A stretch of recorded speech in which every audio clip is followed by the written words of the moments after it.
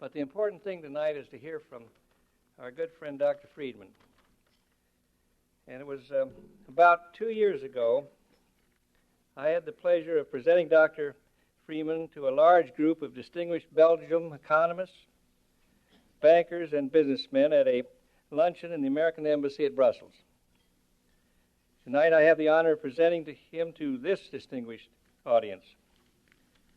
Our speaker this evening is the Paul Snowden Russell Distinguished Service Professor of Economics at the University of Chicago, a member of the research staff of the National Bureau of Economic Research. He is a columnist and contributing editor for Newsweek magazine. This year he is serving as a visiting scholar at the Federal Reserve Bank in San Francisco. For many years he has been known for his incisive research and writing regarding monetary theory and policy.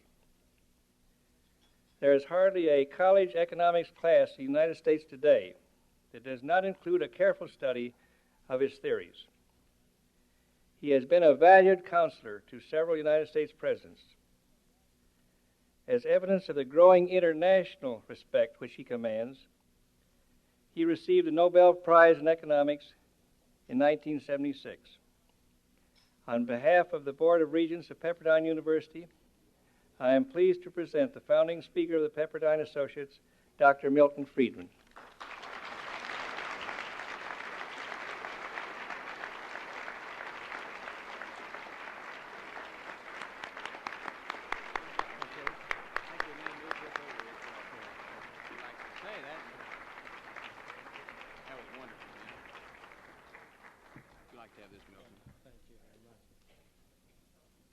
Thank you very much, Ambassador Firestone. I was I recall with great pleasure indeed the occasion on which Ambassador Firestone was my host in Belgium. We were over there in connection with a meeting of the Montpellier Society. It's a society which was founded, as many of you may know, some 30 years ago by Friedrich von Hayek in Switzerland. I well remember when I came back from the first meeting of that, and I was sitting around the table at the Quadrangle Club at the University of Chicago. One of my colleagues was Hans Morgenthau, a professor of political science, and he asked me where we had been.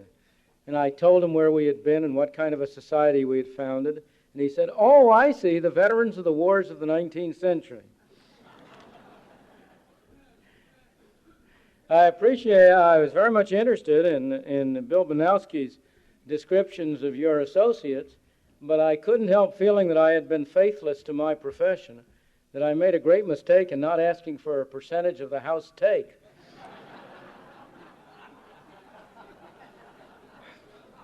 And I may say also I was very much disappointed in Bill Banowski's announcement that the fee was $1,000 a year with no indexing for inflation.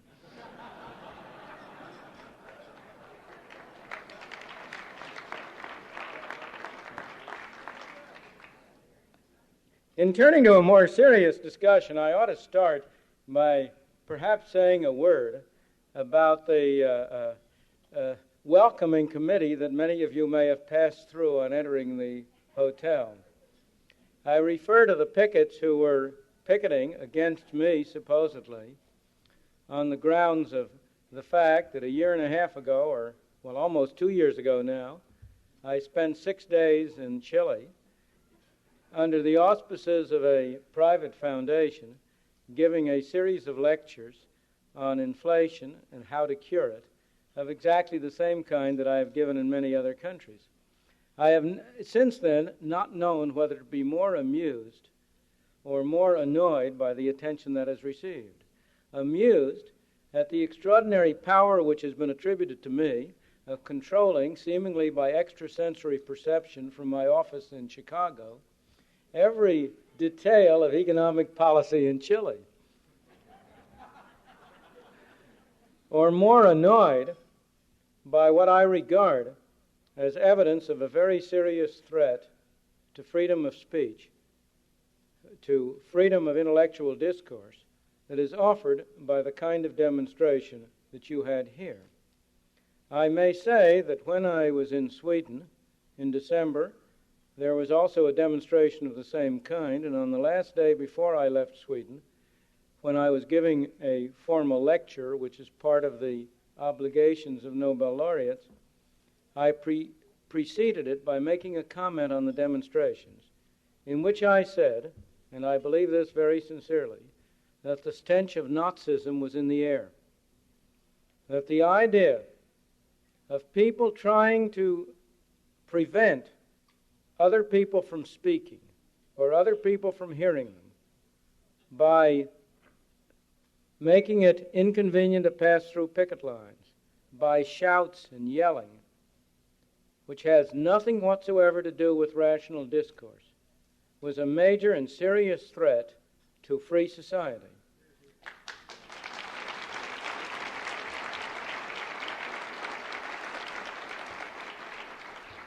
I mention on that occasion the experience of Nazi Germany in the 1930s, when before Hitler came into power, the communists and the Nazis joined together in this effort, because after all, communism and Nazism are but two sides of the same coin. And the subsequent effect of this was a chilling effect on the academic community in Germany. And after Hitler came to power, there was essentially no opposition offered by the academic community. It's very easy to dismiss this kind of a demonstration. There is a strong temptation on my part to say, I'm not going to let those hoodlums prevent me from going where I want to go and say what I'm going to say. And yet it would be dishonest on my part not to say that there is an inhibiting effect. The effect is to raise significantly the cost. And if one considers the issue that is raised, regardless of what you think about Chile, if you once take the position that a scholar or an individual of any kind, scholar or not, is not supposed to travel to and lecture in a country of whose politics he disapproves, and consider what the implications of that are, you will see that the implications of that are a completely divided world. How are we going to get our ideas behind the Iron Curtain? How are we going to get our ideas to countries we do not approve of, unless we are willing and able to go there and to express those ideas? I have given talks of the kind I gave in Chile. I have given them in Yugoslavia, which is a communist country. I have given them in South Africa, which in a different respect is not a very free society. I have given them in Australia and Japan and other countries of the world. But there is no doubt that one of the effects of this kind of demonstration, and I don't think we ought to underrate their importance, is to inhibit colleagues of mine and other people, myself, from doing likewise. Is there any doubt that any intellectual who is invited to go and lecture in Chile will think 3 times now before he goes? And that is, I think, a very great cost, and we have to be on our guard against allowing these Nazi hoodlums to have that inhibiting effect on us. I may say, with respect to Chile, just to clear the air, in the words that became famous during congressional investigations some 10 or 20 years ago, I am not now and never have been a consultant in any way whatsoever to the military junta.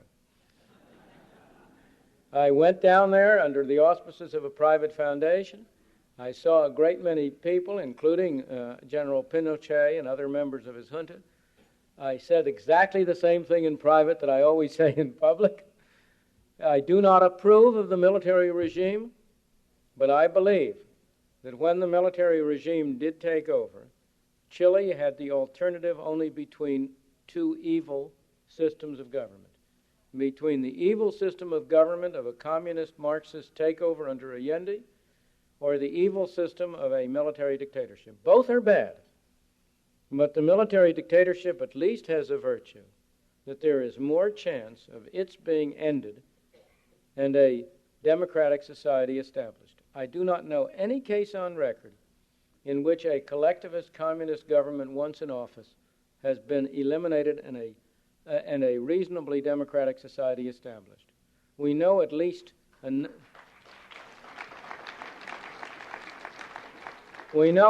number of cases in which a military regime has moved in the direction of freedom. Greece is one case. Portugal is a case which today is in great trouble, but is at least in that same direction. So I must say, as between the two evils, I have no doubt as to which is the lesser. Well, enough about Chile. Let me turn to my subject, although my subject is not unrelated to Chile, because my subject is the future of capitalism. And by that term, when I speak of the future of capitalism, I mean the future of competitive capitalism, of free enterprise capitalism. In a certain sense, every major society is capitalist. Russia has a great deal of capital, but the capital is under the control of the state, under the control of governmental officials who are supposedly acting as the agent of the state. And that turns it into a wholly different system than a system under which capital is under the control of individuals in their private capacity as owners, as operators of industry. And what I want to speak about tonight is what is the future of private enterprise, competitive capitalism. The reason this is very close to what I was just saying about Chile is because the future of private enterprise capitalism is also the future of a free society. There is no way, no possibility of having a politically free society unless the major part of its economic resources are operated under a capitalist private enterprise system.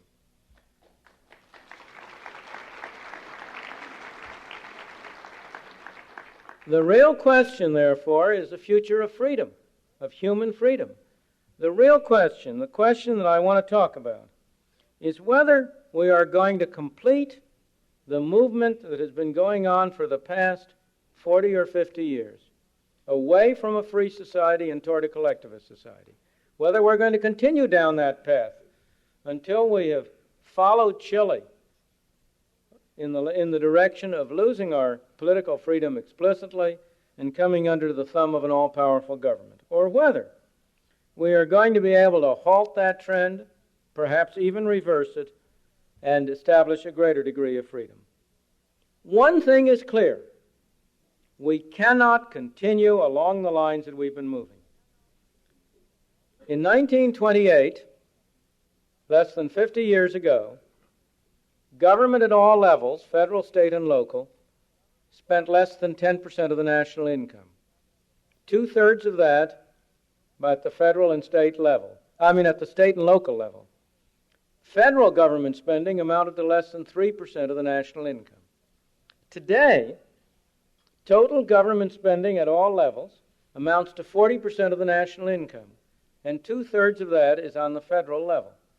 So federal government spending has moved in the course of less than 50 years from 3% to over 25%, total spending from 10 to 40. Now I guarantee you one thing. In the next 50 years, government spending cannot move from 40% of the national income to 160%.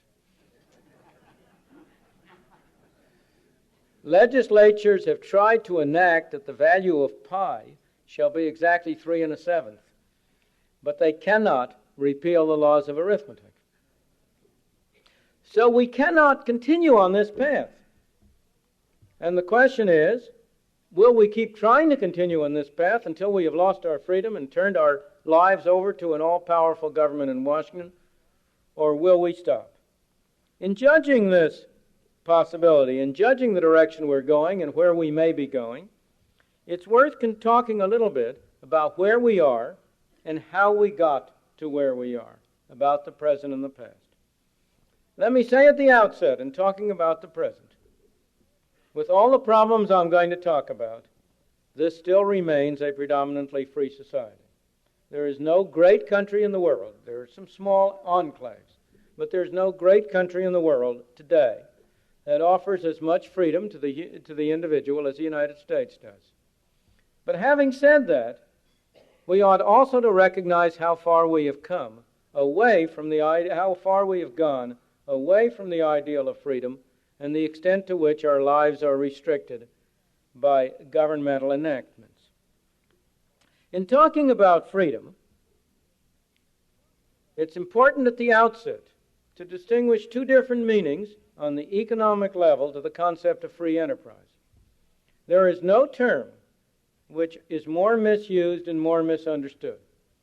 One meaning that is often attached to free enterprise is a meaning that enterprises shall be free to do what they want.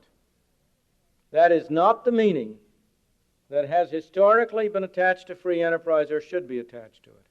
What we really mean by free enterprise is the freedom of individuals to set up enterprises, the freedom of an individual to engage in an activity so long as he uses only voluntary methods of getting other individuals to cooperate with him. And if you want to look at how far we have moved from the basic concept of free enterprise, you can look at the question of how free is anyone to set up an enterprise. You are not free to establish a bank or to go into the taxicab business unless you can get a certificate of convenience and necessity from the local or state or federal authorities. You cannot become a lawyer or a physician or a plumber or a mortician, and you can name many other cases, unless you can get a license from the government to engage in that activity. You cannot go into the business of delivering mail or providing electricity. What's that? No one delivers any mail. Well, we have a U.S. Postal Service that does the usual governmentally efficient job of delivering it. You cannot go into the business of delivering mail or of providing electricity or of providing telephone service unless you get a permit and a permission from the government to do so. You cannot raise funds on the capital market and get other people to lend you money unless you go through the SEC and fill out the 400 pages of forms that they require. You cannot, even today any longer, to take the latest restriction on freedom, you cannot engage in voluntary deals with others make bets with other people about the future prices of commodities.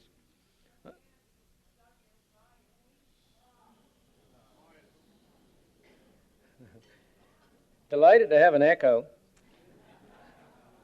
Yeah, I have the great advantage of having a microphone.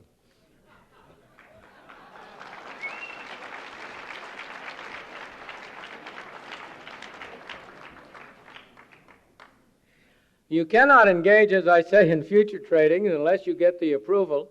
I forget the name of the latest batch of initials, but there has recently been set up something like the Commodity Futures Trading Corporation, which is a government organization approving futures trading. If you want to go away from this question of free enterprise in that sense, another way of looking at the extent to which we have moved away from a free society is that 40% of our earnings on the average is co-opted by the government. Each and every one of us works from the 1st of January to something late in April or in May in order to pay governmental expenses before we can start to work for our own expenses. If you want to look at it still another way, the government owns 48% of every corporation in the United States. We talk about ourselves as a free enterprise society. Yet in terms of the fundamental question of who owns the means of production in the corporate sector, we are 48% socialist. Because the corporate tax is 48%, what does it mean if I own 1% of a corporation? It means I'm entitled to 1% of the profits and 1% of the losses. Well, the federal government shares 48% of your profits and 48% of your losses, at least if you have some previous profits to offset those losses against.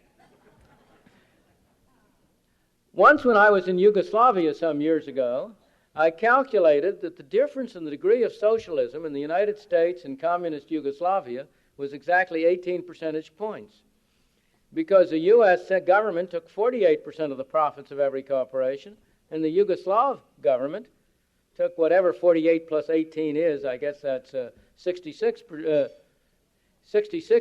of the profits of every corporation.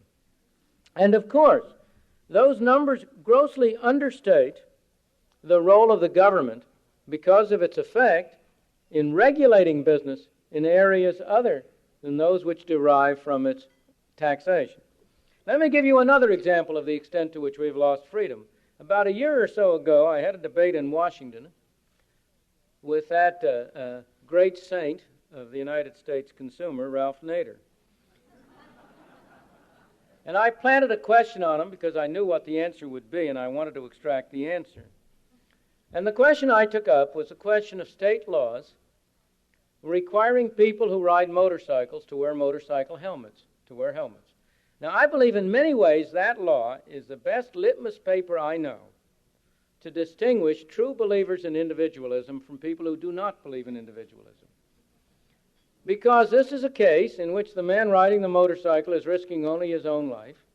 He may be a damn fool to drive that motorcycle without a helmet. But part of freedom and liberty is a freedom to be a damn fool.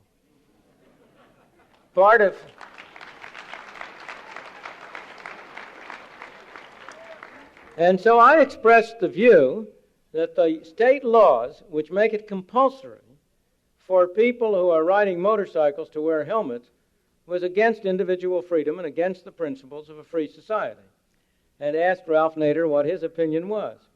And Ralph gave the answer I expected he would. He said, well, that's all very well for a different society, but you must realize today that if a motorcyclist driving down the road without a helmet splashes himself on the pavement, a government-subsidized ambulance will come to pick him up. It will take him to a government-subsidized hospital. He will be buried in a government-subsidized cemetery, and his wife and children will be supported by government-subsidized welfare. And therefore, he said, we can't let him. Well, what he is in effect saying is that every single one of us bears on our back a stamp saying, property of the U.S. government, do not fold, bend, or mutilate.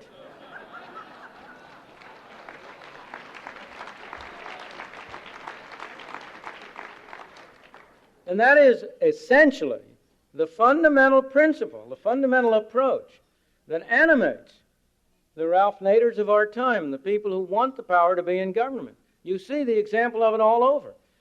You see it in a law which was passed a few years ago, which requires the Treasury Department to report to the Congress a category called tax expenditures.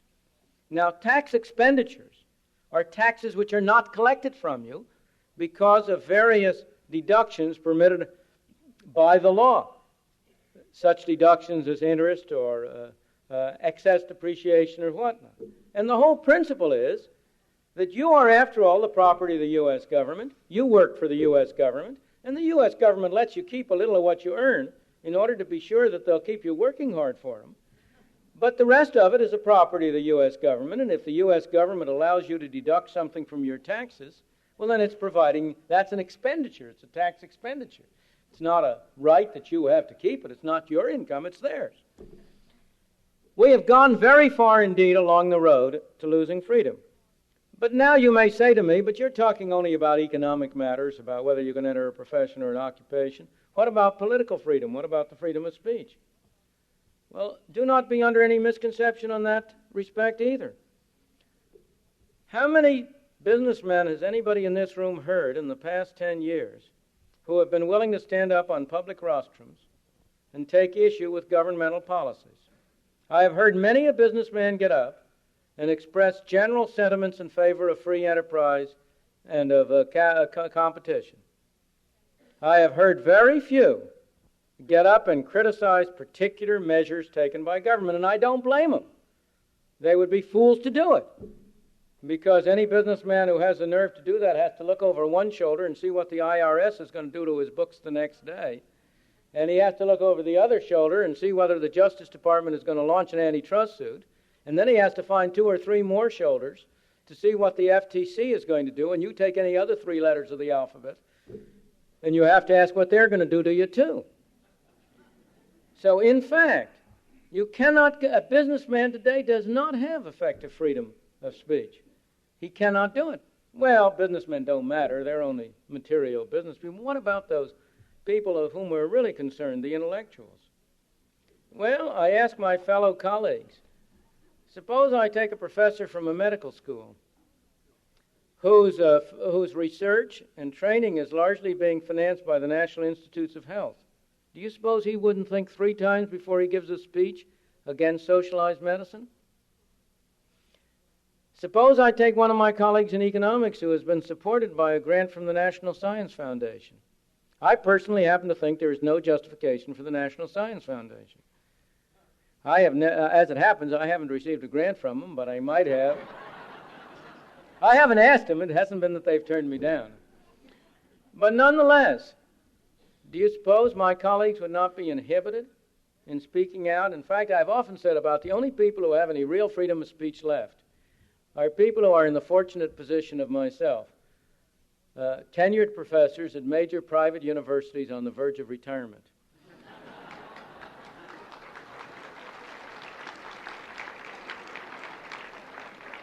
Now, let me give you an even more chilling story about freedom of press. The other day, I got a clipping from a friend of mine, a clipping from an English paper, to the effect that the London Times had been prevented from publishing on one day because the unions that controlled the press refused to publish it because the issue carried a story that was critical of the policies of unions. Now, what does that make of freedom of press? And do you mean to say there aren't American newspapers, and many of them, which would hesitate very much before printing stories and articles that would be regarded as antagonistic by the trade unions on which they depend to get out their paper? So do not kid yourself. There is no way of separating economic freedom from political freedom. If you don't have economic freedom, you don't have political freedom. And the only way you can have the one is to have the other. Now, so much for the present. What about the past? The closest approach to free enterprise we've ever had, in my opinion, in the United States, was the 19th century period. And yet you and your children will hear over and over again in their schools and in their classes the myth that that was a terrible period when the robber barons were grinding the poor, miserable people under their heels. That's a myth constructed out of whole cloth.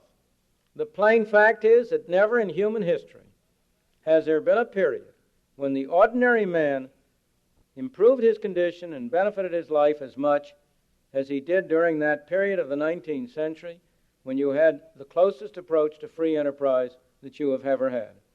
Most of us in this room, I venture to say, are beneficiaries of that period. I speak of myself. My parents came to this country in the 1890s. Like millions of others, they came with empty hands, and they were enabled to find a place in this country and to build a life for themselves and to provide a basis on which their children and their children's children could have a better life. There is no saga in history remotely comparable to the saga of the United States during this era, welcoming millions and millions of people from all over the world and enabling them to find a place for themselves and to improve their lot. And it was possible only because you had an essentially free society. If the laws and regulations that today hamstring industry and commerce had been in effect in the 19th century, our standard of living today would be the standard of living below that of the 19th century, and it would have been impossible to have absorbed the millions of people who came in this country. The question is, what produced the shift? Why did we move from that situation in which we had an essentially free society to a situation in which today we are moving toward an increasing regimentation by government? The fundamental course of the shift, in my opinion, and the fundamental cause of most government interventions, is an unholy coalition between well-meaning people seeking to do good on the one hand, and special interests, meaning you and me, on the other, taking advantage of those activities for our own purposes. You have had the great movement toward government has not come about as a result of people with evil intentions trying to do evil. The great growth of government has come about out of good people trying to do good.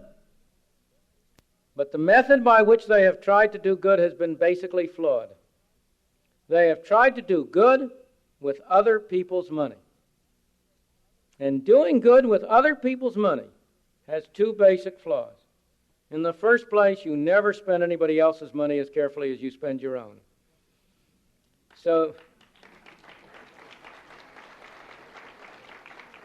So a large fraction of that money is inevitably wasted. In the second place, and equally important, you cannot do good with other people's money unless you first get the money away from them. So that force, sending a policeman to take the money from somebody's pocket, is fundamentally at the basis of the philosophy of the welfare state. And that is why the attempt by good people to do good has led to disastrous results. It was this movement toward welfare statism that produced the phenomenon in Chile, which ended up in the Allende regime. It is this tendency to try to do good with other people's money which has brought Great Britain, once the greatest nation of the earth, the nation which is the source of our traditions and our values and our beliefs in a free society, has brought Great Britain to the edge of catastrophe, to a position in which it will be touch and go whether over the next 5 years it will be able to maintain a free society or relapse into collectivism. When you start on this road to do good with other people's money, it's easy at first. You've got a lot of people to pay taxes and a small number of people with whom you're trying to do good. But the later stages become harder and harder.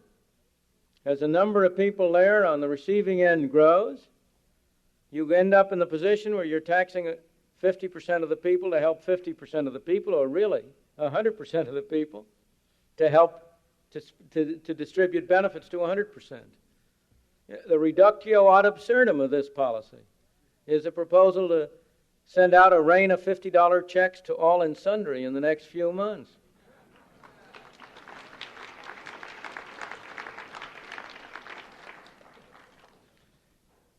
But Bill Banowski has told me I've got to keep my comments short, so I've got to move on and get away from that question to the next question of where do we go from here? People will say, well, you can't turn the clock back. How can you go back? Well, the thing that always amuses me about that argument is that the people who make it are who accuse me and my colleagues of trying to turn the clock back to the 19th century are themselves busily at work trying to turn the clock back to the 18th or the 17th century. Adam Smith, 200 years ago, in 1776, wrote The Wealth of Nations. It was an attack on government controls of his time, on mercantilism, on tariffs, on restrictions, on governmental monopolies. But those are exactly the results which the present-day reformers are seeking to achieve. In any event, that's a foolish question. The real question isn't are you turning the clock back or forward, but are you doing the right thing? The answer to those who say, are you going to turn the clock back is, do you mean to say you should never learn from your mistakes? But people argue, well, this is silly. Technological changes require big government. You no longer can talk in the terms of the 19th century of a government which only absorbs 3% or federal government of the national income. You have to have big government because of these technological changes. That's a bunch of nonsense from beginning to end. Some technological changes, no doubt, require government to engage in activities different from those which they did before. But other technological changes reduce the need for government. The improvements in communication and transportation has greatly reduced the possibility of local monopoly, which requires government intervention to protect consumers. Moreover, if you look at the record, the great growth of government has not been in areas dictated by technological change. The great growth of government has been to take money from some people and give it to others. Now, the only way technology has entered into that is by providing the computers which make it possible to do that. But then other people will say, but how can you talk about stopping this trend? What about big business? Is it really any different whether automobiles are made by General Motors, which is an enormous bureaucratic enterprise employing thousands of people, or whether it's made by an agency of the U.S. government, which is another bureaucratic enterprise? And the answer to that is very simple. Yes, it makes all the difference in the world, because there is a fundamental difference between the two. There is no way in which General Motors can get $1 from you unless you agree to give it to them. That's a voluntary exchange. They can only get money from you by providing you with something that you value more than the money you give them. If they try to force something on you that you don't want, well, ask Mr. Henry Ford what happened when they tried to introduce the Edsel. On the other hand, the government can get money from you without your consent. They can send policemen to take it out of your pocket. General Motors doesn't have that power. And that is all the difference in the world between a society in which exchange is voluntary and a society in which exchange is not. It's all the reason why the government, when it is in the saddle, produces poor quality at high cost, while industry, when it is in the saddle, produces high quality at low cost, because the one does have to satisfy its customers and the other does not.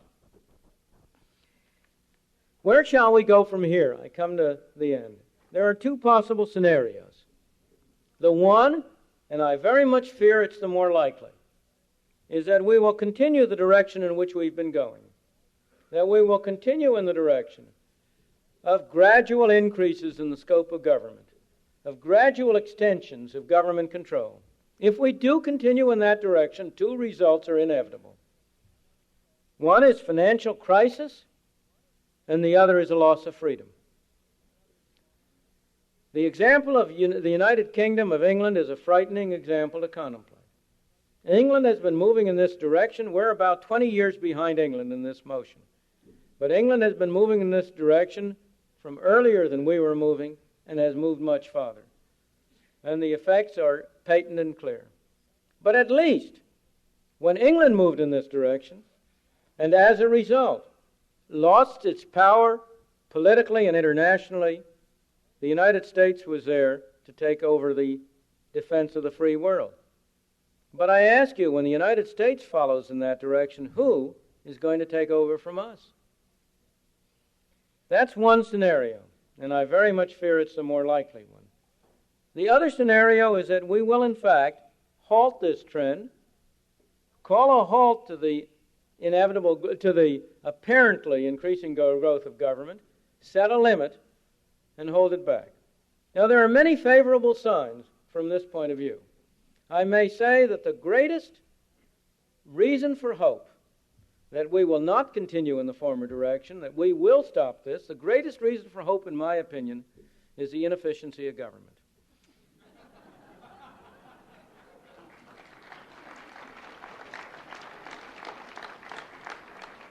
Many people complain about government waste. I welcome it. I welcome it for two reasons. In the first place, inefficiency is not a desirable thing if somebody is doing a bad thing.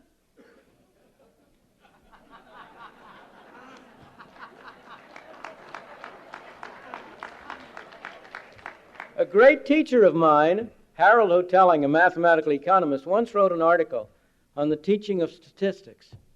And he said, pedagogical ability is a vice rather than a virtue if it is devoted to teaching error. Well, that's the fundamental principle. Government is doing things that we don't want it to do. Well, then the more money it wastes, the better. But in the second place, the waste brings home to the public at large the fact that government is not an efficient and effective instrument for achieving its objectives. One of the great causes for hope is a growing disillusionment around the country with the idea that government is the all-wise, all-powerful big brother who can solve every problem that comes along. That if only you throw enough money at a problem, it'll be resolved. Some 4 or 5 or 6 years ago, John Kenneth Galbraith wrote an article in which he said that there was no problem that New York City had that could not be solved by an increase in government spending in New York.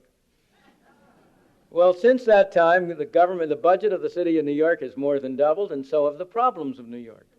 And the one is cause and the other effect. Because what's happened is that the government has spent more, but that meant that people have less to spend. And since the government spends money less efficiently than individuals spend their own money, it's because government spending has gone up that the problems have gotten worse. But my main point is that this inefficiency, this waste, brings home to the public at large the undesirability of governmental intervention. And I believe that that's a major source of hope, is in the widespread rise in the tide of feeling that government is not the appropriate way to solve our problem. But there are also many unfavorable signs. It's far easier to enact laws than to repeal them. There is every special interest, including you and me, has great resistance to giving up its special privileges. I remember 2 years ago, roughly, when shortly after Jerry Ford became president, you may recall he called a summit conference to do something about the problem of inflation. And I sat at that summit conference and heard one representative of one group after another go to the podium, the representatives of business, the representatives of farmers, the representatives of labor, you name the group. They all went to the podium and they all said the same thing. They said, of course, we recognize that in order to stop inflation, we must cut down government spending. And I tell you, the way to cut down government spending is to spend more on me. That was a universal refrain. Many people say that one of the causes for hope is a rising recognition by the business community and business enterprises of the threat to the free enterprise system. I wish I could believe that, but I do not. You must recognize the facts. Business corporations in general are not a defense of free enterprise. On the contrary, they are one of the chief sources of danger.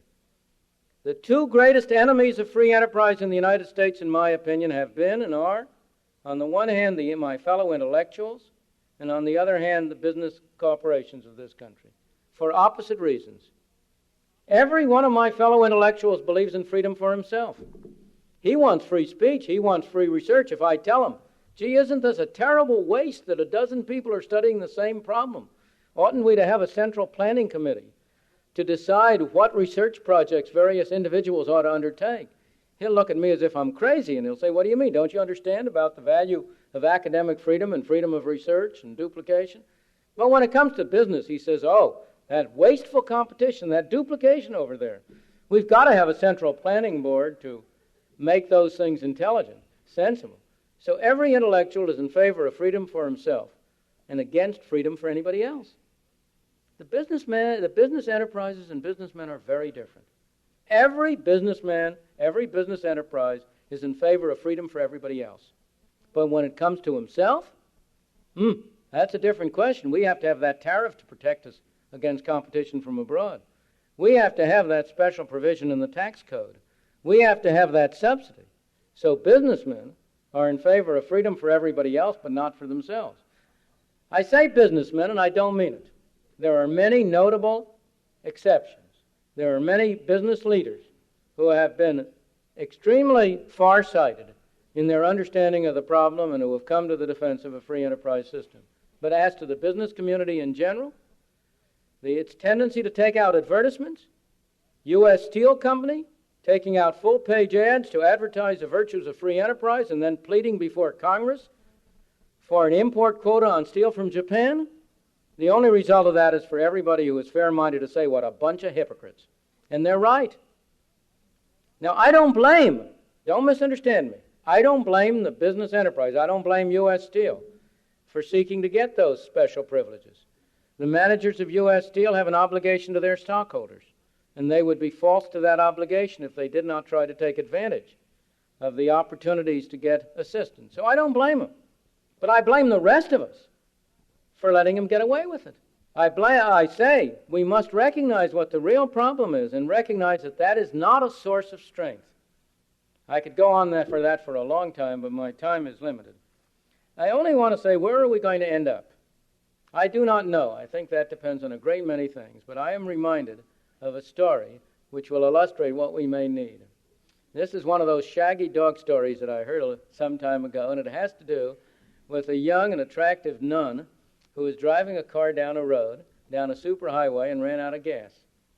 And she remembered that a mile back on the highway, there had been a gas station, and so she got out of her car and hiked up her habit and walked back up the mile to the gas station. When she got to the gas station, she found that there was only one young man in attendance there. He said he'd love to help her, but he couldn't leave the gas station because he was the only one. But he said he would try to find a container in which he could give her some gas. He hunted around the gas station. He couldn't find a decent container. The only thing he could finally find was a little baby's potty that happened to have been left there. So he filled the baby potty up with gasoline, and he gave it to the nun. She took the baby potty and walked the mile down the road to her car. She got to her car and opened the gas tank and started to pour it in.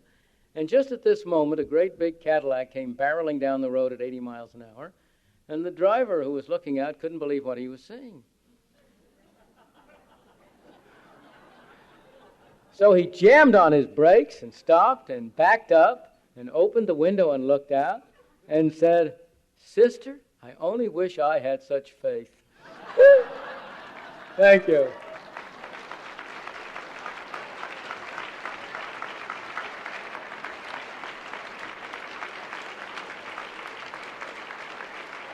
Do you want to handle asking questions, raising questions for a few minutes? Now we're going to take some questions. We're going to have about 10 minutes of questions. Please stand where you are seated. Speak loudly so that the question will not have to be repeated, and address it to Dr. Friedman. And we believe in freedom, so those of you who have to leave, thank you for coming. Goodbye. Yes.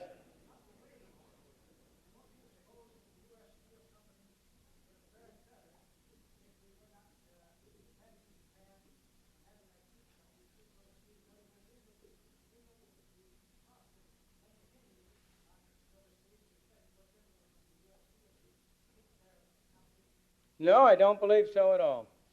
I believe that the cost of having troops overseas in Japan and elsewhere has undoubtedly imposed a burden on all of us. It means that there's a part of our national income that is not available for other purposes. But there is no special way in which that impinges on U.S. steel, and there is no way in which that justifies anything but complete free trade in steel. The point of the matter is that illustrates the great fallacy in people's analysis of the economic problems.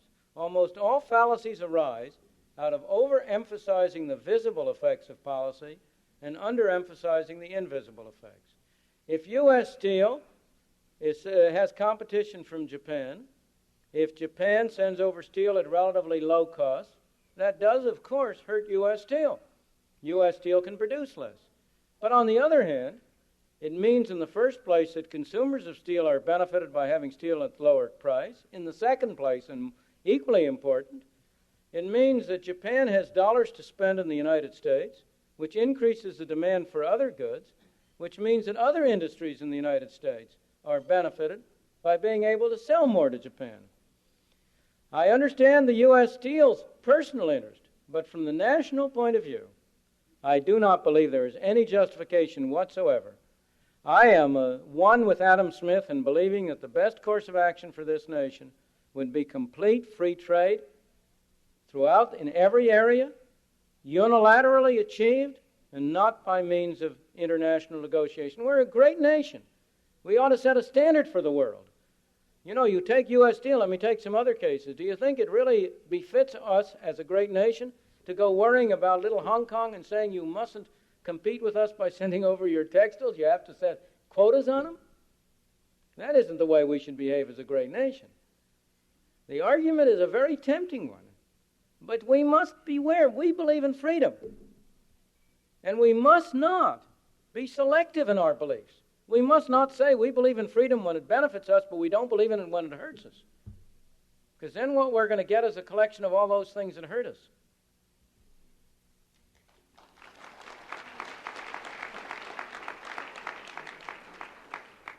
Yes.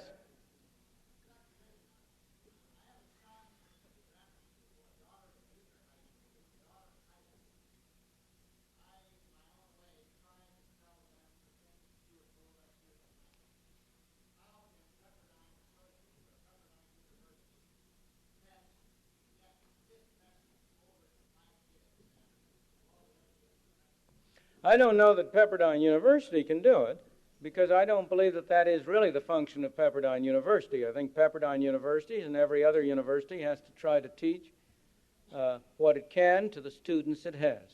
But I believe that the problem you're raising is a very important one and goes to a very different question. We are in a paradox from this point of view. We have a socialist school system. How do we expect a socialist school system to teach free enterprise principles? It can't. Every institution is going to act in accordance with its own nature.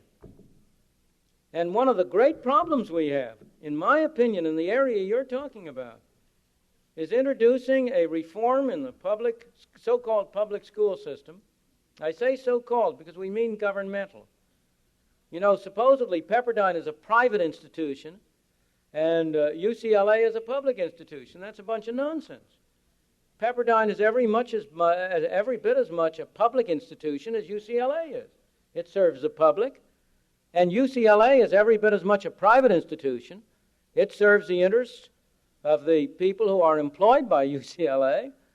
In fact, in a fundamental way, UCLA is far more private than Pepperdine is, because Pepperdine has to satisfy the public or it doesn't exist. And UCLA, well, it does have to satisfy the public in a certain way, but it's only the legislature and the tax-paying public rather than the public who comes to its schools. But I go back to your question. I think the fundamental thing we need in your question is an introduction of a voucher system for schooling, a system under which parents would be able to, if they chose to send their children to non-governmental schools, would be able to get some part of the money which they are saving the community, and thus have free choice for the schools to which they send their children.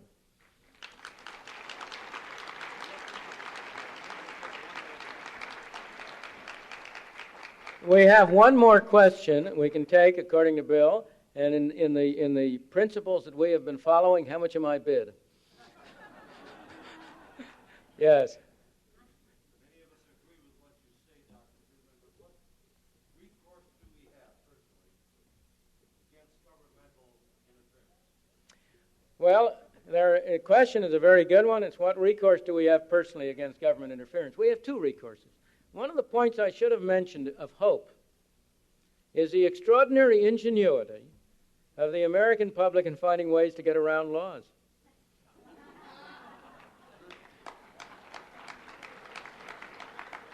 Years ago, right after the war, in 1947, on our way to the founding meeting of the Montpellier Society, my colleague and friend George Stigler and I went first to Britain and then to France and then to Switzerland.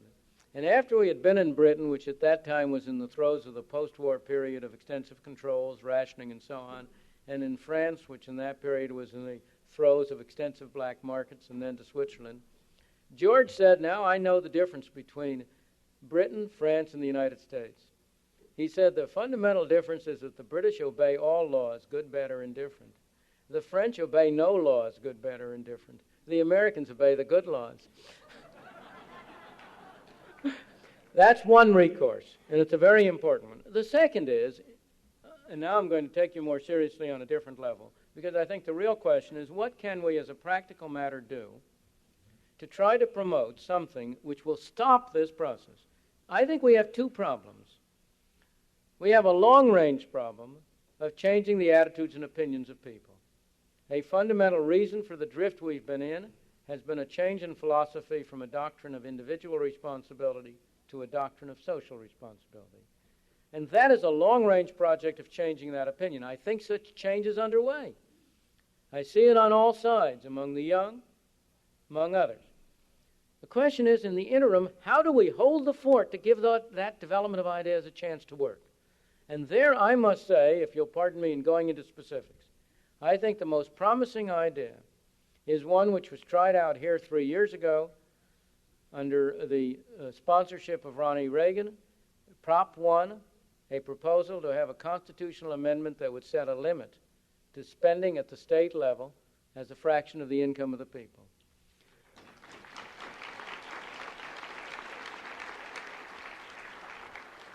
We tried that last fall in Michigan. It's Proposal C. We were beaten in California. We were beaten in Michigan in both cases by the same groups, namely, primarily by the Educational Association, the Association of the school teachers, not the teachers themselves, but their officials, operating behind the cloak, I am sorry to say, of the League of Women Voters, an organization which has for long been in favor of expanding the scope of government, and therefore was willing to offer itself for this purpose. We were beaten those times, but we got to keep on trying. If you look at the way in which the collectivist measures have been adopted, they have been beaten, they have been beaten, they have been beaten, and they have kept on pushing them until finally they get passed. We must take a leaf of their book and do the same. And I think the most promising way of trying to hold the fort for the time being, preventing this from going farther, is through pushing for tax and, or rather, spending limitation amendments on both the state level and on the federal level. There is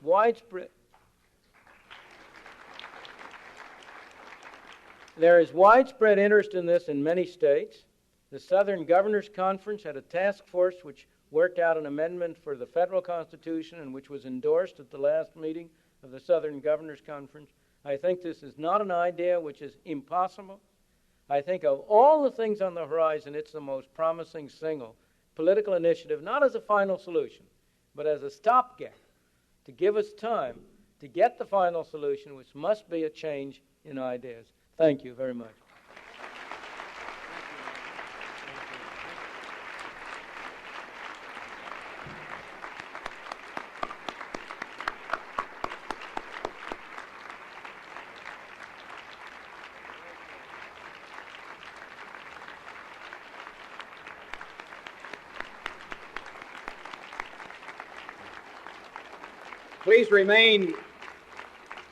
Please remain standing. Dr. Friedman has a book for all of the associates, his book on public policy. There's no such thing as a free lunch at the door. And it has something in common with President Carter in that it includes his famous essay in his famous interview in Playboy magazine. This group of Pepperdine Associates next meets in February 1978. I don't know what we do for an encore with this Nobel laureate, but I can tell you we have been in touch with Alexander Solzhenitsyn. Now tonight we have raised over $1 million. I'll tell you how. There are 428 associates at $1,000 each. 7 of you are founding life members, following the USC Caltech pattern of a $10,000 one-time gift. They are Mrs. Frank Roger Seaver, Fritz Huntsinger Sr., Mark C. Bloom Sr., George A. Evans, Leonard H. Strauss, Richard Ralphs, George W. Elkins. That's $70,000.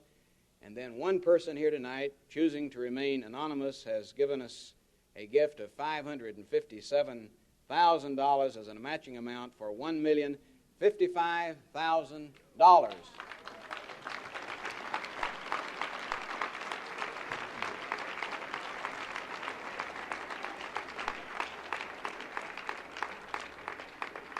Now, while you're standing, if you'll stop the music, we're going to ask the person who, in my judgment, has done more in 40 years, given with his wife 22 of those years to this school, has done more to make this evening possible than any other person. Our Chancellor, Dr. Norval Young, as we have the benediction. Dr. Young.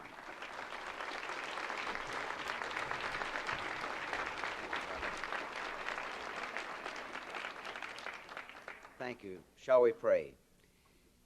Dear God, we are thankful that we have a country in which a man who is free, like Milton Friedman, can speak his mind to us as free to hear and to act. And we are thankful for these 428 associates who are joining us at Pepperdine in the battle against ignorance, fear, prejudice, superstition, and hate, and collectivism. And we pray that this night may be multiplied to the blessing not only of the thousands of people who will come under the influence of those touched by teachers like those that have been presented and who serve on our faculties, but will reach many others, even to those yet unborn, and that our country may always be free. We make this prayer in the Master's name. Amen.